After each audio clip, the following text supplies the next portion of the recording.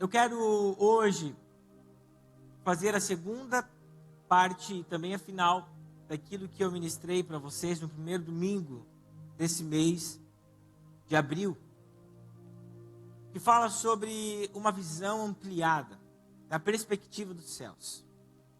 E para que nós possamos entender essa segunda parte e aquilo que Deus quer falar conosco, eu quero começar lendo Hebreus capítulo 11, versículo 1, que diz o seguinte: a fé mostra a realidade daquilo que esperamos e ela nos dá a convicção de coisas que não vemos. Pai, essa é a Tua palavra e nós somos gratos pela Tua palavra. Que ela venha de encontro ao nosso coração nessa noite, gere fruto, Senhor, e que esse fruto seja no mínimo 30 e no máximo 100 por um, assim conforme fala a Tua palavra. Todo ou qualquer ladrão, Senhor amado, que venha roubar a semente, nós repreendemos em o nome do Senhor Jesus. Conforme nós vimos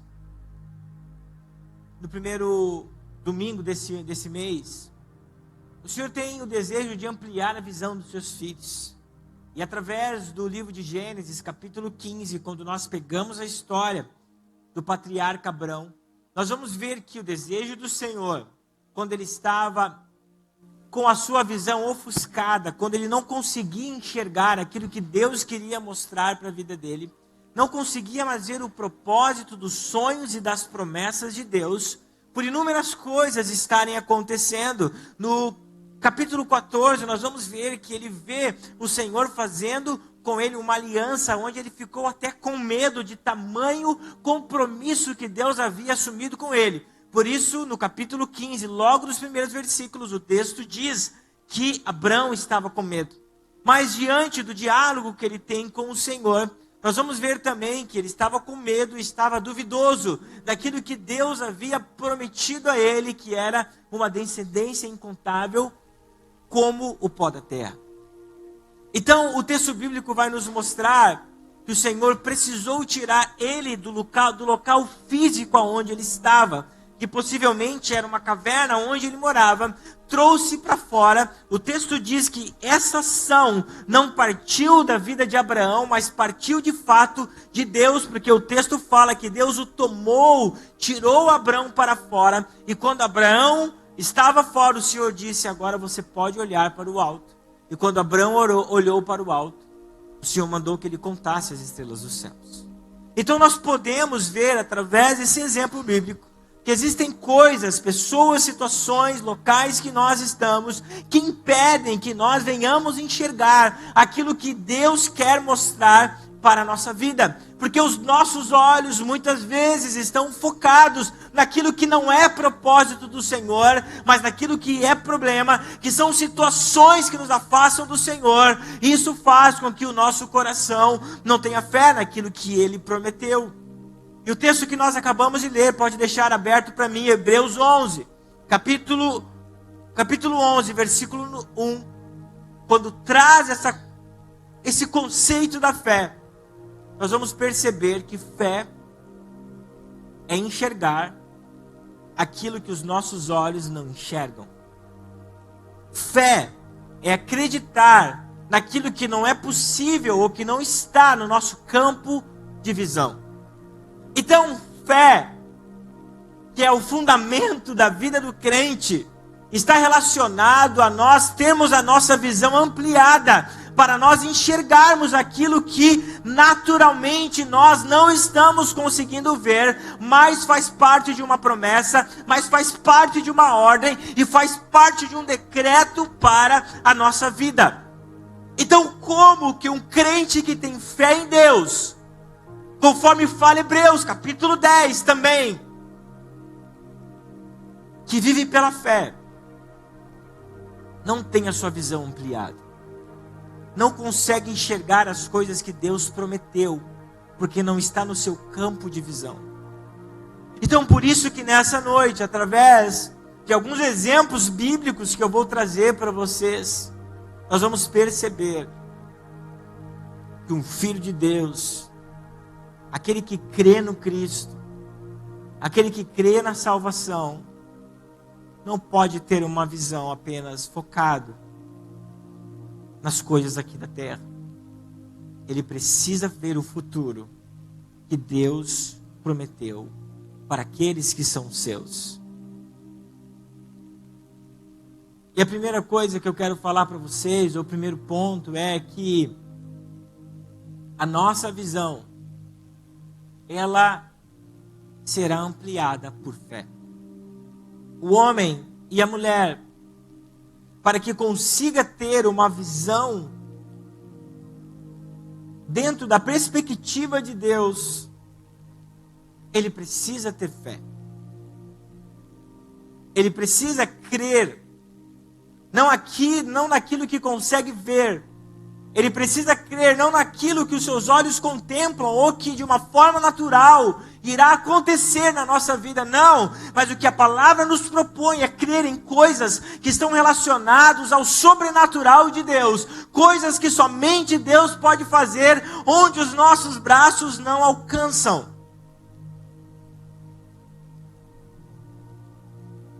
E o texto bíblico no livro de Reis, de 2 Reis, capítulo 6, versículo 14 até o 18,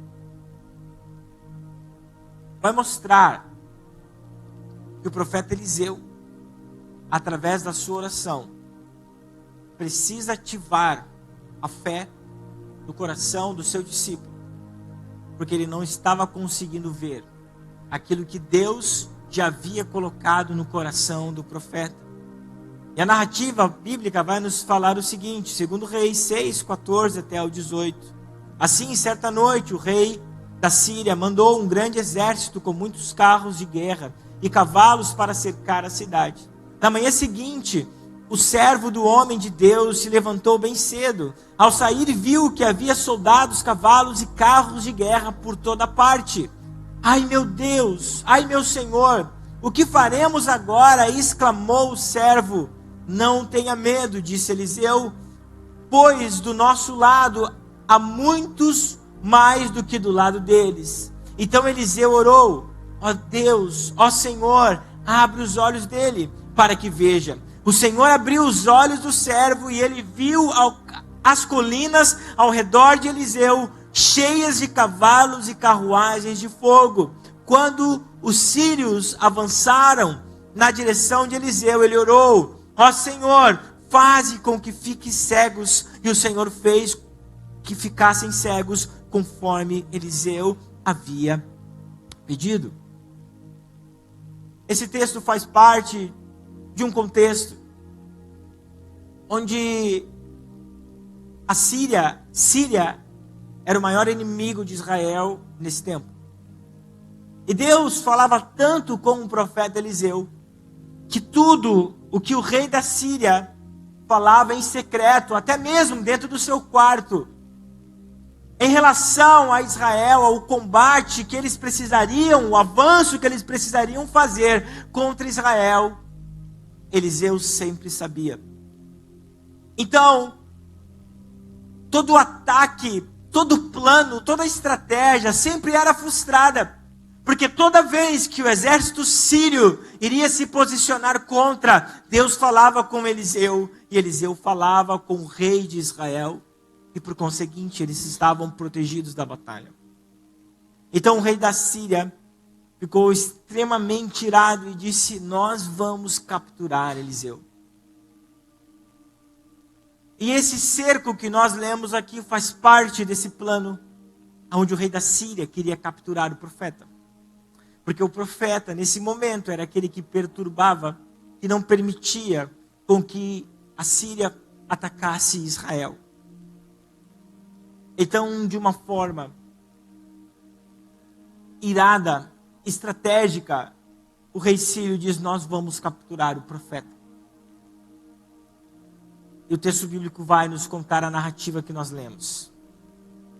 E quando o moço de Eliseu saiu para fora, e deu de cara com o exército sírio,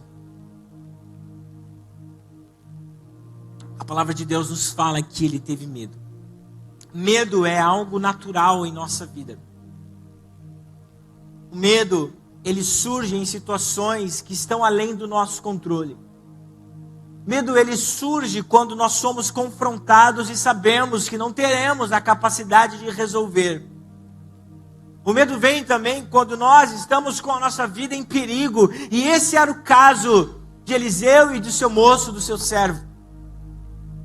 Mas sabe, igreja, sempre existirá segurança nos braços de Deus. Sempre existirá segurança naqueles que estão em Deus. A palavra de Deus diz que aquele que habita no esconderijo do Altíssimo, à sombra do Onipotente descansará. Veja que esse habitar em um lugar, não fala sobre um lugar aonde eu vou me esconder, não. Mas o esconderijo, ele é do Altíssimo. E aonde fica esse esconderijo, pastor? No próprio Deus. Todos aqueles que estão refugiados em Deus não temem as más notícias. Não temem aquilo que está por vir, e era isso que estava acontecendo com o moço. O profeta já sabia que Deus estava com ele. O profeta já sabia que Deus iria livrar. Mas o grande problema é que o moço, o servo do profeta Eliseu, não conseguia enxergar aquilo que Deus já havia feito para ele e para o profeta. Então um texto bíblico nos fala que a oração do profeta foi: Senhor, abra os olhos, para que ele consiga ver aquilo que o Senhor já fez, aquilo que o Senhor está fazendo, porque de antemão o Senhor já está pelejando por nós. Sabe, igreja, o nosso problema é como o problema do moço do profeta. Porque nós olhamos muitas vezes apenas a situação desfavorável. Nós olhamos muitas vezes aquele grande exército que está por vir contra nós. Apenas 1 ou 2 homens nós somos, e existe uma multidão que quer nos tragar. Sabe o que falta para nós? É essa postura de entender que Deus está conosco. O salmista Davi, no Salmo 23, fala que o Senhor, Ele é o nosso pastor, e Ele nos guarda, nada nos faltará. Os olhos desse menino, os olhos desse rapaz estavam apenas no exército desta terra, mas os olhos do profeta já estavam fitados, olhando para aquele exército de anjos que estava para guardar ele e o menino. Sabe, igreja, o problema é que a nossa visão espiritual muitas vezes é ofuscada por aquilo que nós estamos enxergando. Então a narrativa vai dizer que a oração de fé do profeta fez com que esse rapaz conseguisse enxergar. Sabe por quê? Que muitas vezes a nossa visão não está ampliada porque nós não temos fé. Porque nós não conseguimos confiar no sobrenatural. Porque nós não conseguimos confiar que o Senhor envia anjos, dá ordem aos seus anjos para nos guardar. E a partir do momento que esse jovem conseguiu enxergar espiritualmente, ele viu que eles estavam guardados por anjos de Deus. Quem sabe, meu irmão, seus olhos estão focados em tantas situações dessa terra, você não consegue olhar para Deus e para aquilo que Ele quer fazer na sua vida. Nessa noite você precisa dizer: Senhor, amplia a minha visão, para que eu possa ver que Tu estás comigo, lado a lado, conforme a Tua promessa. Eis que eu estarei convosco todos os dias. É isso que Deus espera de nós. Que a nossa visão ela seja ampliada, mas não ampliada com as coisas dessa terra, mas focada naquilo que está no Senhor e naquilo que Ele quer de nós. Então, quando nós temos fé no Cristo, quando nós temos fé em Deus, a nossa visão ela é totalmente ampliada. Deus, muitas vezes, começa algo, e eu entendo que na maioria das vezes começa algo com pequenas coisas. O livro de 1 Reis, agora no capítulo 18, no versículo 41 e no 46, fala sobre a história do profeta Elias. E esse recorte do texto fala de quando Elias havia derrotado os profetas de Baal e de Aserá. A Bíblia diz que Elias orou e não houve chuva durante 3 anos e meio em Israel. Uma grande seca. Uma cidade que dependia totalmente da agricultura. Se não chovesse, não havia nada. Não havia comida, não havia cereais. Não havia pasto para o gado. Não havia o que beber. E durante 3 anos e meio o Senhor castigou Israel. E não choveu.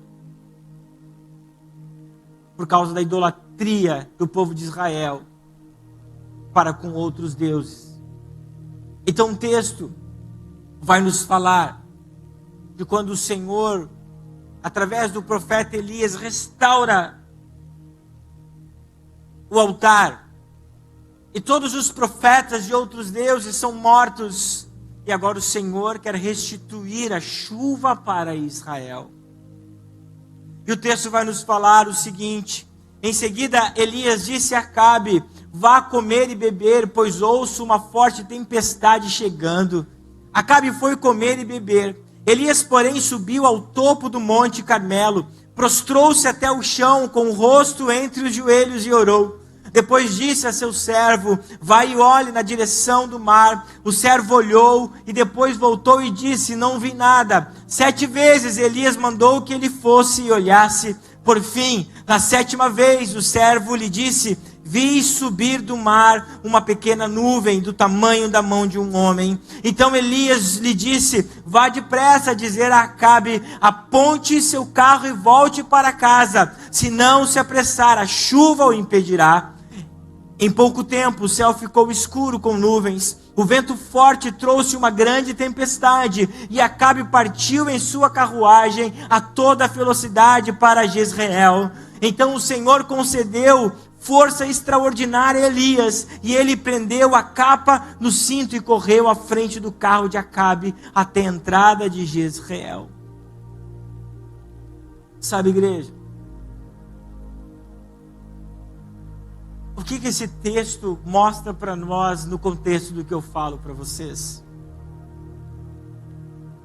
Que aqueles que têm fé nas promessas de Deus, eles acreditam até nos pequenos sinais que Deus traz para a sua vida. O Senhor não sinalizou para o profeta uma grande tempestade com grandes nuvens. O Senhor não sinalizou para esse garoto uma grande tempestade com grandes nuvens, pelo contrário. Durante 6 vezes esse rapaz foi até o local para ver se havia algo, mas o céu estava claro e limpo. Mas na 7ª vez, eu acredito que não por um acaso, porque a palavra do Senhor nos ensina que o número 7, ele é o número da perfeição.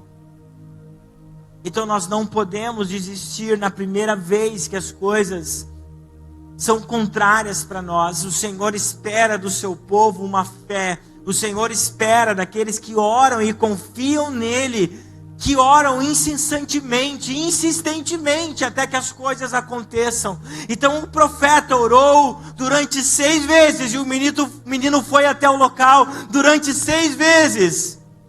O sinal, mas de um pequeno sinal, diante de uma imensidão azul, de um céu claro, foi identificado através de uma pequena nuvem, do tamanho da mão de um homem. Sabe o que isso quer dizer para nós? Que nós precisamos crer nas pequenas coisas que o Senhor tem mostrado para nós.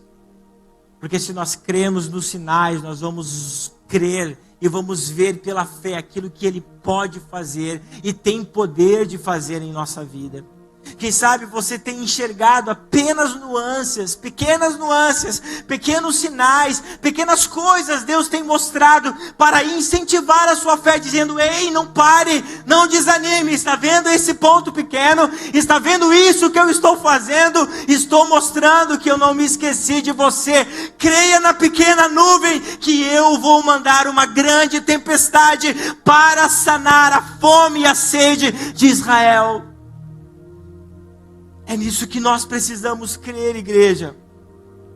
Às vezes nós só queremos abundância, às vezes nós só queremos o máximo, nós só queremos o maior, nós só queremos ter tudo, mas nós não estamos crendo nem no pouco que Deus está colocando em nossas mãos. Nós não estamos conseguindo enxergar que aquilo pequeno que pode se tornar nas mãos de Deus uma grande tempestade. Deus nos fala que aquele que tem uma fé do tamanho de um grão de mostarda tem capacidade de dizer para aquele monte: saia daquele lugar, e ele vai sair. Nós não podemos mais nos prostrar. Quem não tem uma visão ampliada não consegue nem enxergar os pequenos sinais. Quem não tem uma visão por fé não consegue ver que Deus está agindo nas pequenas coisas, nas pequenas situações. E é esta visão que o Senhor quer ativar nas nossas vidas. Se nós queremos ser amplos espiritualmente, nós precisamos ter uma fé que crê nas pequenas coisas e crê no impossível.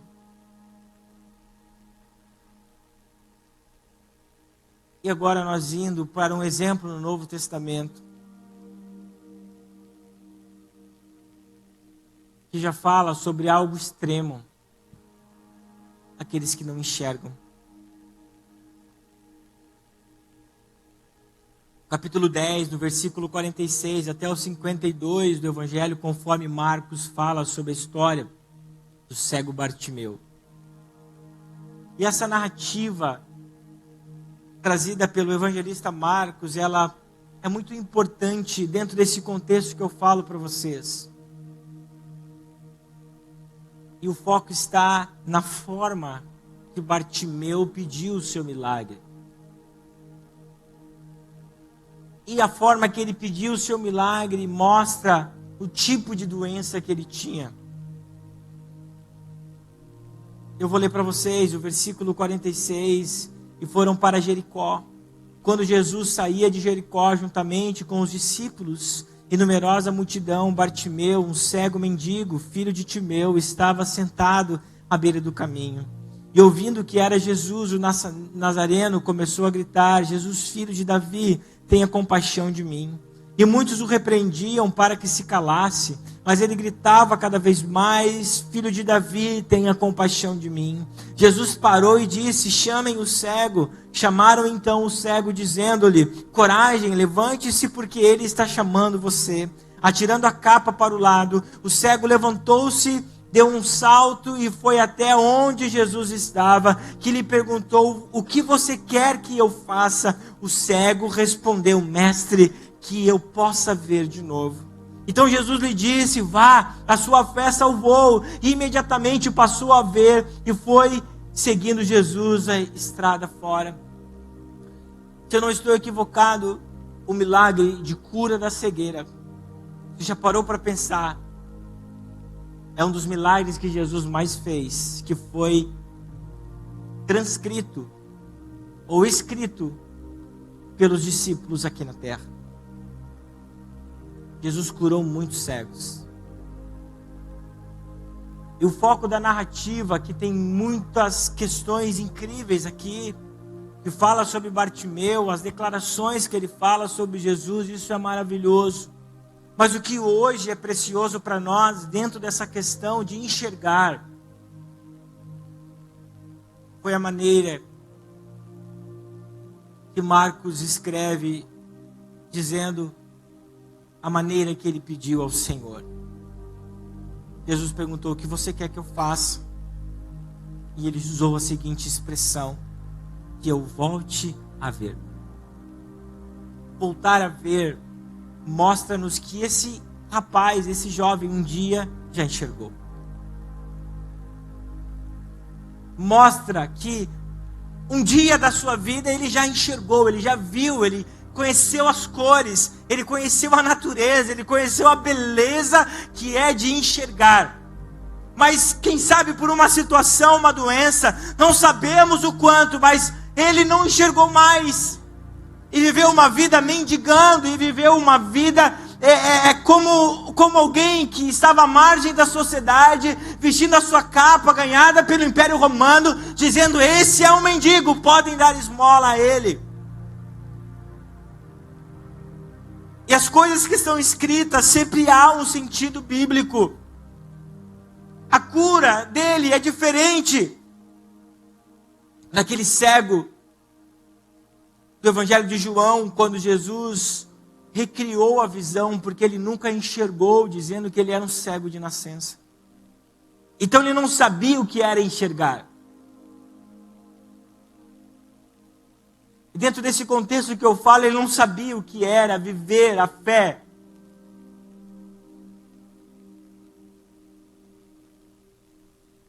E o texto bíblico vai dizer que Jesus devolveu a visão para ele.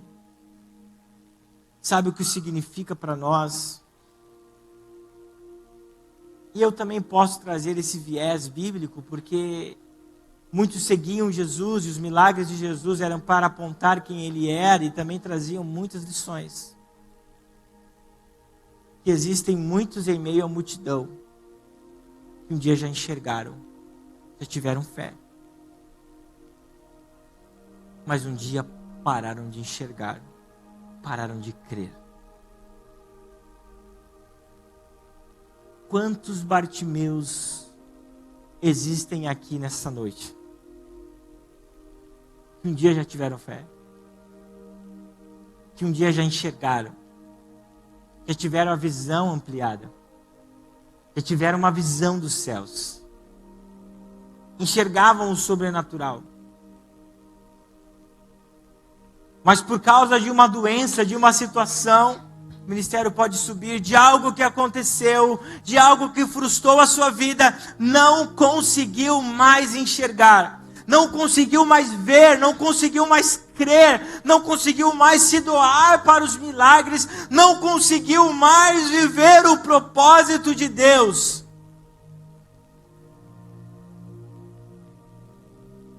Esses milagres de Jesus mostram para nós que nem a medicina, nem qualquer outra situação podia fazer com que esse homem enxergasse,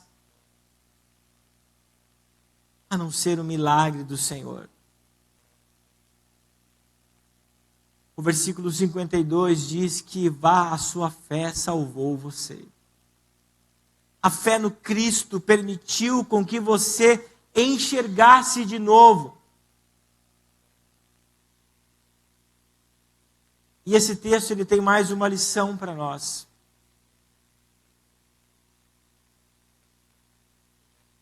Quando nós olhamos para essa narrativa, nós podemos olhar na perspectiva de restituição. Você sabe o que é restituição? Restituição é devolver algo. Então você nunca pode clamar por restituição de algo que você nunca teve, de algo que você nunca possuiu. E esse homem, ele foi restituído na visão. Esse homem, ele foi restituído por Deus e voltou a enxergar. Restituição é devolver créditos que um dia foi roubado. E sabe, nessa noite você precisa do poder da restituição na sua vida. E sabe, nessa noite você precisa do poder de conseguir ver novamente e ter a sua visão ampliada. Enxergar o sobrenatural, enxergar as promessas, compreender o que Deus está falando. Eu quero te convidar nessa noite a se colocar de pé.